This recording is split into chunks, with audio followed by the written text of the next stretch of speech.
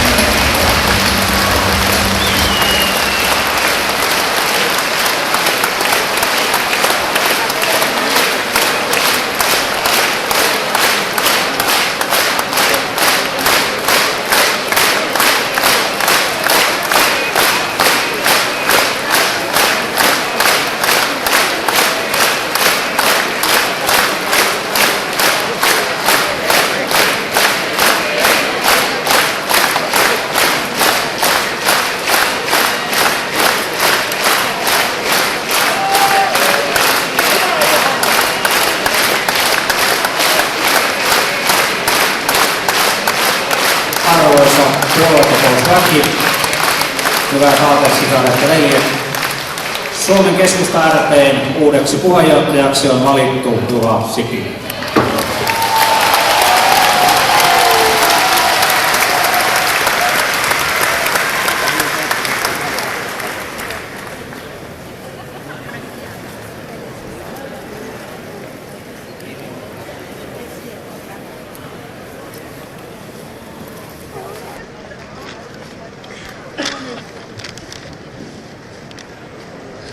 Hyvät ystävät,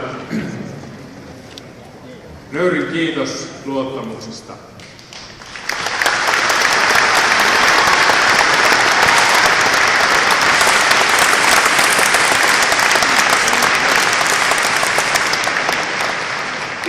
Henkilövaaleissa tulee aina myös haavoja. Näin tuossa ovella itkeviä ihmisiä lähtivät pois kokouspaikalta. Hyvät ihmiset, tämä on meidän ykköstehtävämme lähteä täältä nyt yhtenäisenä ja muistaa myöskin siitä, että kaikki eivät lähde tästä salista voittajina.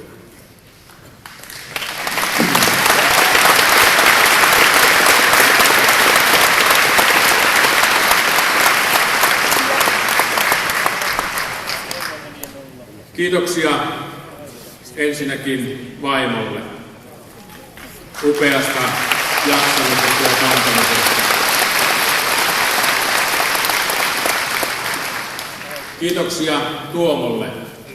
Tämän kampanjan aikana opin sinua tuntemaan ja koin poikkeuksellista veljeyttä kanssasi. Kiitoksia Tuomo.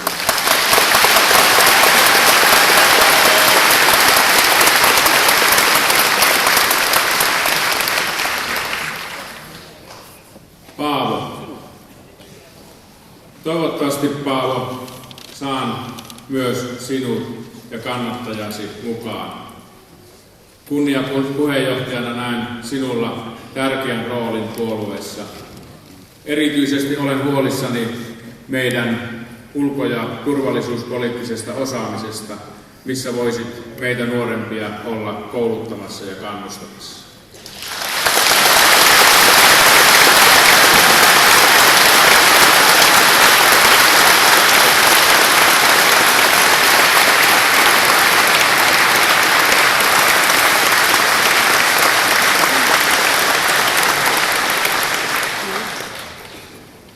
Timo, meillä on yhteinen missio tehdä vihreään talouteen 200 000 työpaikkaa. Olemme pitäneet niitä yhdessä kiinni.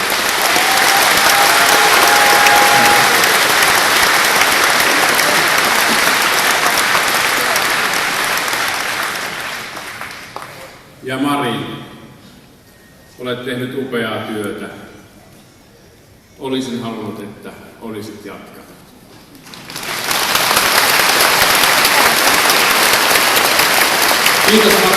Kiitos Mari siitä, että lupasit, että viestikapulan vaihto sujuu sujuvasti. Uskon siihen, että voimme käyttää siihen aikaa ja että olet siihen myöskin käytettävissä. Kiitoksia.